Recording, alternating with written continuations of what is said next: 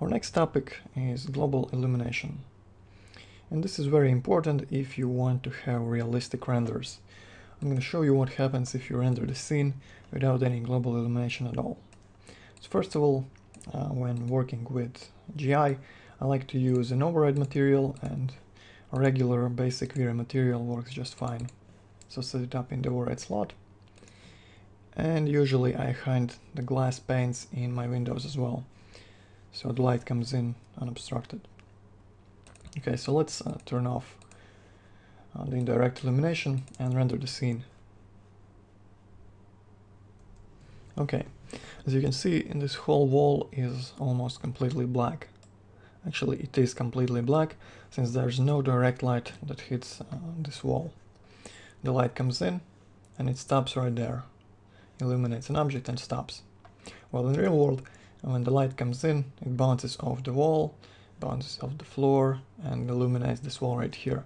So basically every ray bounces off every surface and illuminates the scene much more than just direct light without any bouncing would do.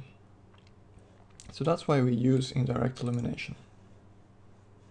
So let's turn that on. And my favorite combination for GI is irradiance map as my primary bounce engine and light cache as my secondary bounce engine. So let's optimize this step by step. First of all, let's make sure our irradiance map looks good. So turn on the secondary bounces, and we're just going to work on our irradiance map. First of all, I'm going to set it to very low preset and reduce the interpolation samples to 1. And this should give you a good idea of how the irradiance map looks. You can see there's quite a bit of contrast between the samples. And there's really not enough samples in areas where there's a lot of small detail.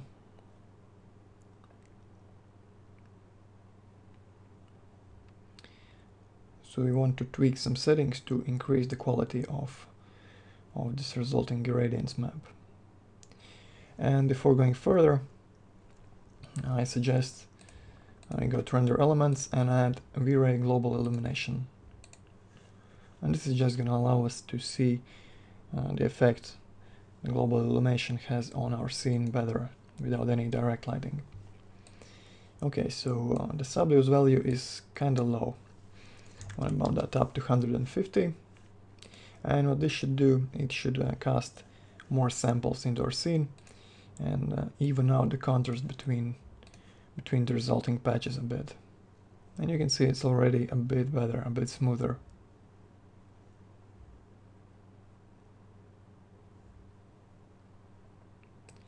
Alright, let's bump that up to 200. And see what happens now.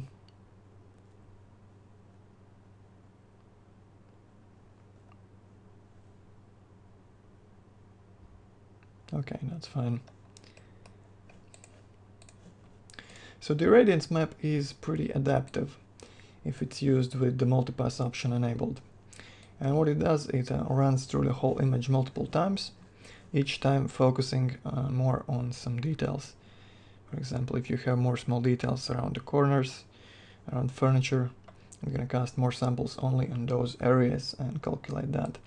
But with these default settings for the very low preset, it just goes through -4 and -3, so the samples are pretty large, and it only refines it once. If we set it to medium, the default samples become a bit smaller, and the maximum amount of samples becomes quite larger. So what happens is we get a lot more detail in the areas where we need it. Okay, as you can see, they are much more refined now.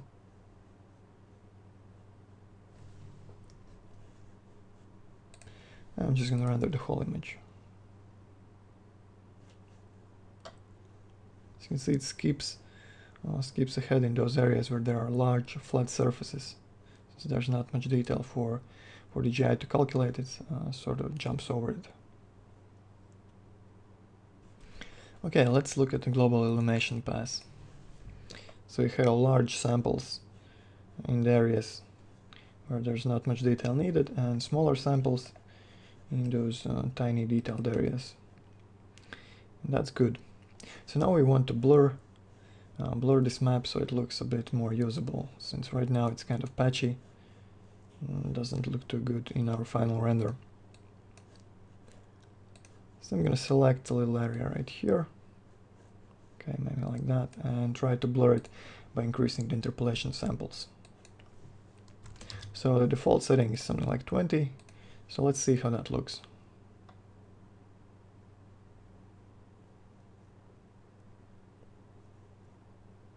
That's already much better. But if you zoom in, you can see some patchiness in some areas. If I render the whole scene, you should see it a lot more. Okay, so in a complicated scene like this, you can see a lot of patches, and it doesn't look too good. In the final render it looks a bit better, but still it's kind of visible in some areas. So if you have a simple scene, like this one without all the extra detail, you can probably get away with these settings. Okay, so it shouldn't have any splotches that are too annoying. It's quite clean, not too bad. So these settings would work for something like this. Still, there are some splotches, but if you turn on the materials, they would pretty much be invisible. So that's fine for this simple scene. But let's go back to our complex variation.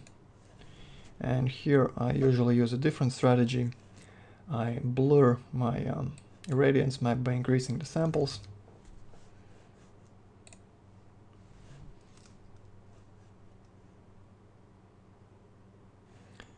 Okay, so that's blurred now, and okay, it doesn't look too bad.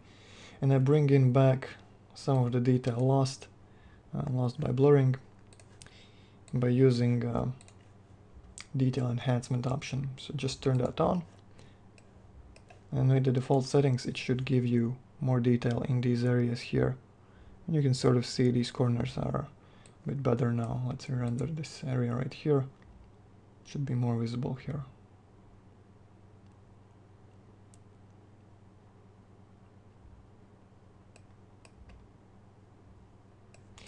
So it's somewhat similar to ambient occlusion, but only for the irradiance map. It brings in those details lost by blurring the samples. Okay. So I think that's pretty good, and I'm pretty happy with my irradiance map. The irradiance map is directly tied to this resolution. It's optimized for this specific resolution. If you increase your resolution 2 times, okay, what you should do is you should set the preset to custom, and you can decrease the minimum rate and the maximum rate by 1 and keep the same quality as you had in the small render. If you increase the size 4 times, you can decrease these by 2. So that's one thing to keep in mind when changing the output size of your render. Okay, so I'm happy with the irradiance map, and I'm gonna go on to my light cache. So set the GI engine to light cache, turn on the secondary bounces and set them to light cache as well. And let's see how it looks with the default settings.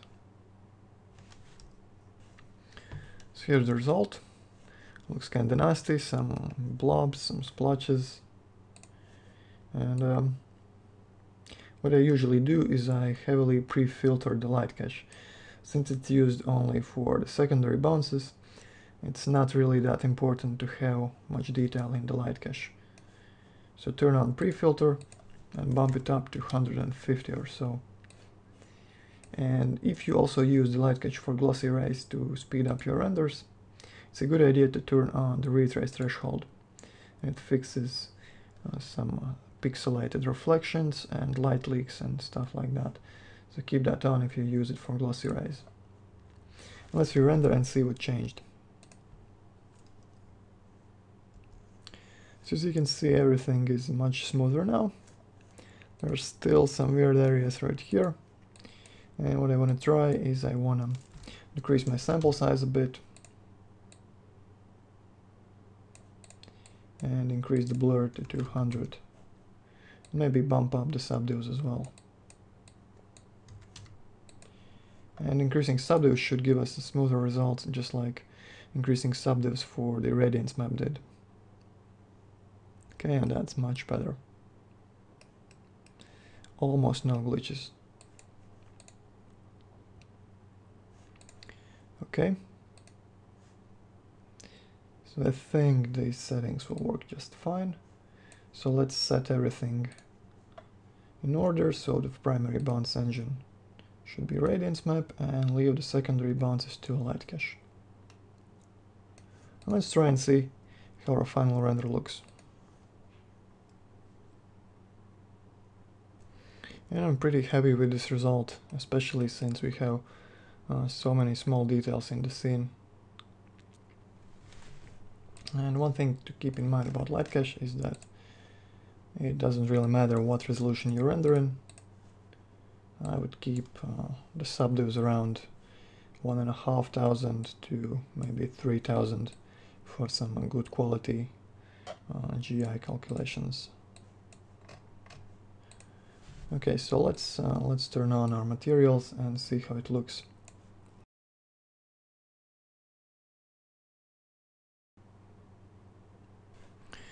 And here's our result. I think this looks pretty good. The GI is very nice and smooth, we don't have any glitches anywhere, even though the detail is quite small on the wall and on the ceiling. The result looks pretty good.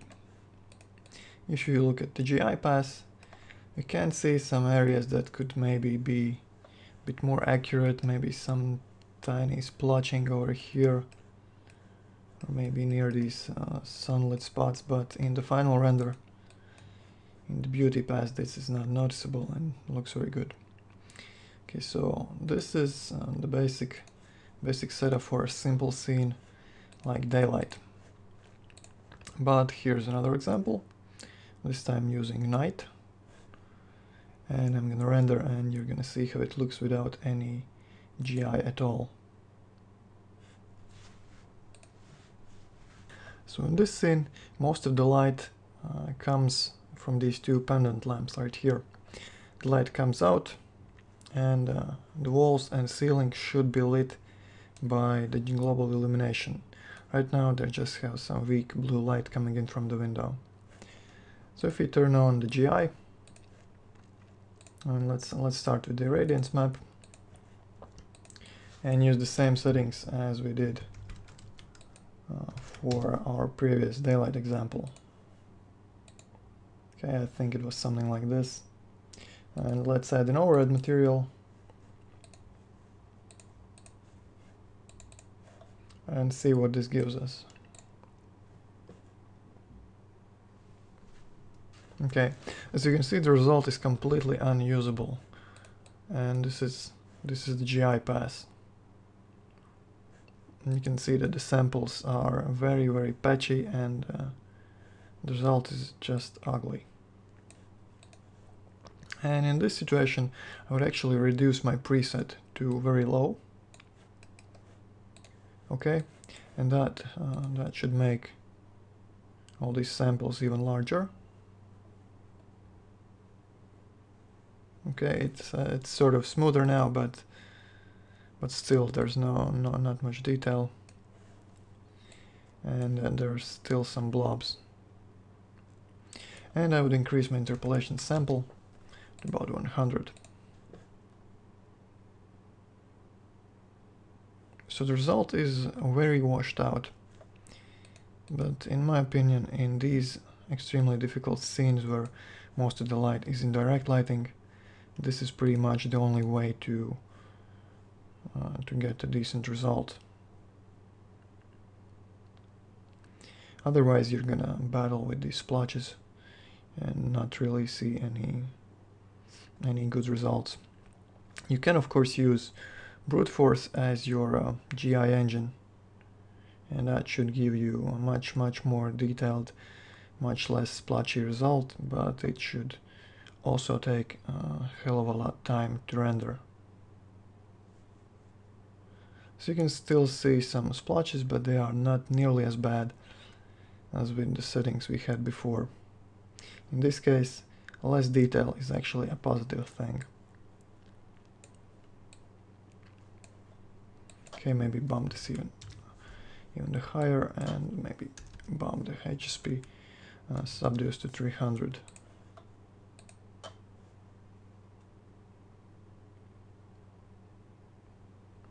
The result is not very accurate,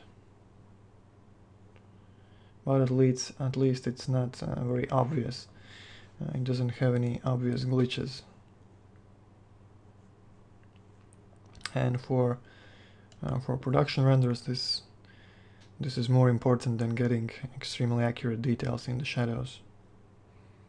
Okay, so that's the irradiance map. Let's try out the light cache to see how that looks. And basically I'm just going to start with 2000 subdivs. Okay, and turn up my pre-filter 250.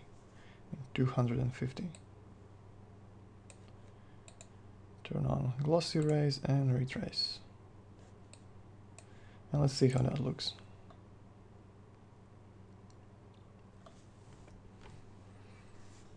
Okay, so here's the result. Let's look at the GI pass. It's kind of patchy. You can also turn up the regular filter. Just to try to smooth it out even more.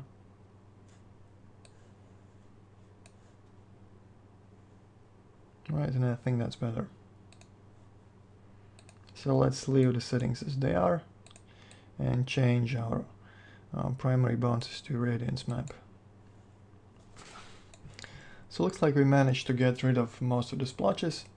At least they're not very noticeable now. And our beauty pass looks okay as well. Obviously this GI is quite blurred out and looks a bit soapy, but thankfully the irradiance map detail enhancement takes care of that. And I have at least some detail in those corners.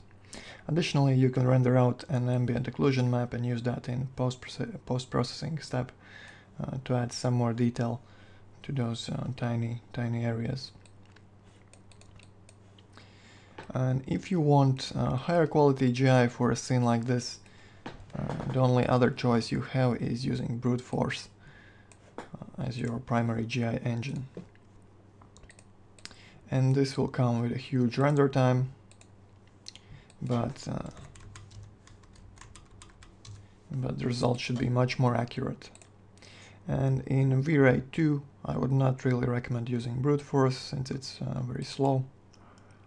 But as far as I know, in the next iteration of vray 3.0, the brute force should be sped up some 30% or so, and the results should be much more easy to achieve quicker. So I'm just going to re-render this small area right here to see if there's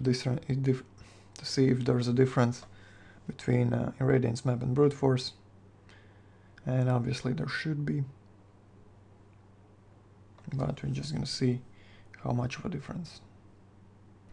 Okay, and you can see some light we are losing with the irradiance map right here. Maybe these shadows are not as accurate as well. But is it really going to be that noticeable in the final render with all the materials on? Well, I don't really think so. So if you're doing a personal project, sure, you go ahead and use brute force, but for production, you probably want to stick with the irradiance and light cache setup for maximum speed. Right, I'm going to turn on the materials now.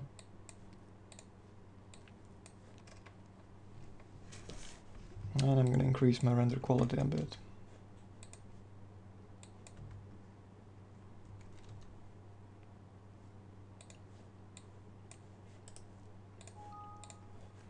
And let's see how it looks with the materials.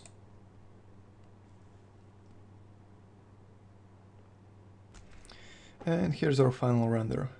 Notice how everything is nice and smooth and no splotches to be seen anywhere, even though the situation is not really that easy for vray to calculate. It has lots of small details, lots of indirect lighting, and if you look at the GI pass, you can see that it's very nice and smooth without any glitches anywhere. Right, so these are the basics for setting up your irradiance map and light cache.